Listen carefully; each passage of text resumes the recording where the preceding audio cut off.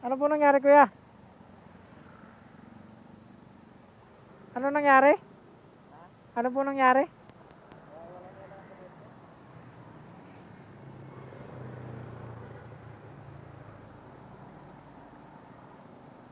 Sige nga, start mo nga.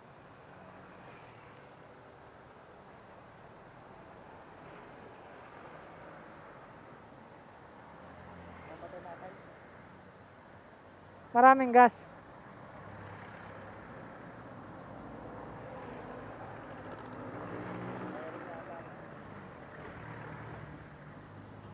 Tingnan natin sa gilid.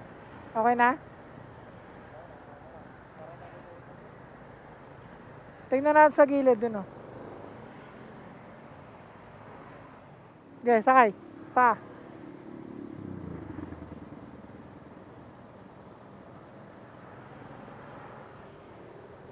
Yan, oh. Sa harapan na. Ay, dyan. Sa likod na lang.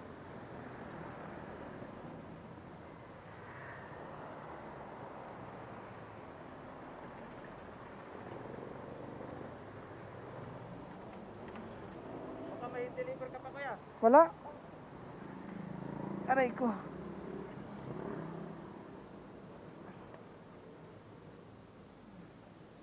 Sige, sige, kuya.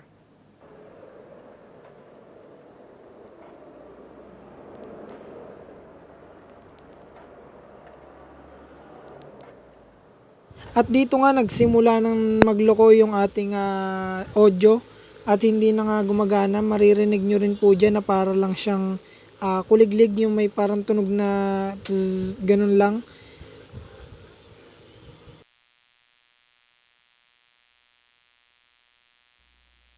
At yan, napagpasyahan na nga namin na itulak na lang si kuya dun sa kanyang trabaho kasi pupunta daw siya ng trabaho niya, papasok. At yun, sabi niya dapat paparescue na lang daw siya sa kasama niya. Sabi ko naman, dun din yung punta ko, kaya sabay ko na siya para hindi na maabala rin yung kasama niya. So yun, papunta kami dun sa kanyang trabaho. Ayun, pumayag si kuya. Pinas forward ko na yan, pero pinilit niya pa diyang paanda rin yan. Ayaw talaga. Kaya yun, last option namin, tulak na talaga. Kasi bigla talagang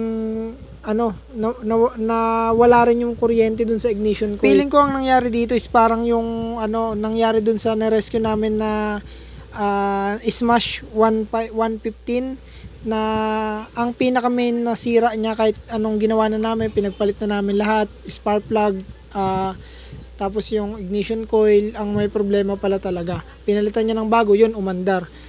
Tingin ko yung sira ng motor ni kuya is ganun din, kasi yung senaryo nung nangyari doon sa Smash na naalala ko na na-rescue namin is ganun din, kulay pula rin yung kuryente atin, or dilaw, kulay orange, parang ganun, mahina siya na kuryente galing sa ignition coil papunta ng spark plug.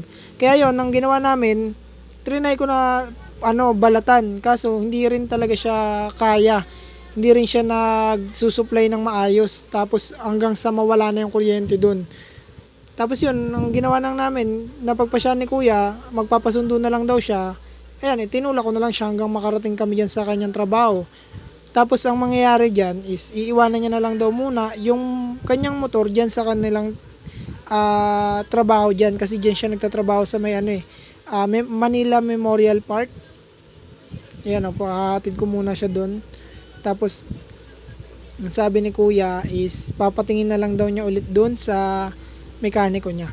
At syempre yun nga, pagka nakakita sana tayo ng mga ganitong senaryo, kung marunong naman po tayong magtulak, or kung meron po tayong baon na lubid, or pwedeng panghila sa kapwa natin motorista, is alokin po natin sila. Syempre napakalaking bagay po ito talaga sa kanila. Syempre lalo na kung pauwi sila or papasok ng trabaho, or kung ano man, kung dadalhin natin sila sa shop. At kung meron naman po tayong knowledge, kagaya po ng iba po natin kasama sa road rescuer, about sa motor, yung kung marunong po sila sa mga kagaya nito, mga makina, mga kagaya ng mga kuryente, yung wirings, ayan, wirings talaga, ayan.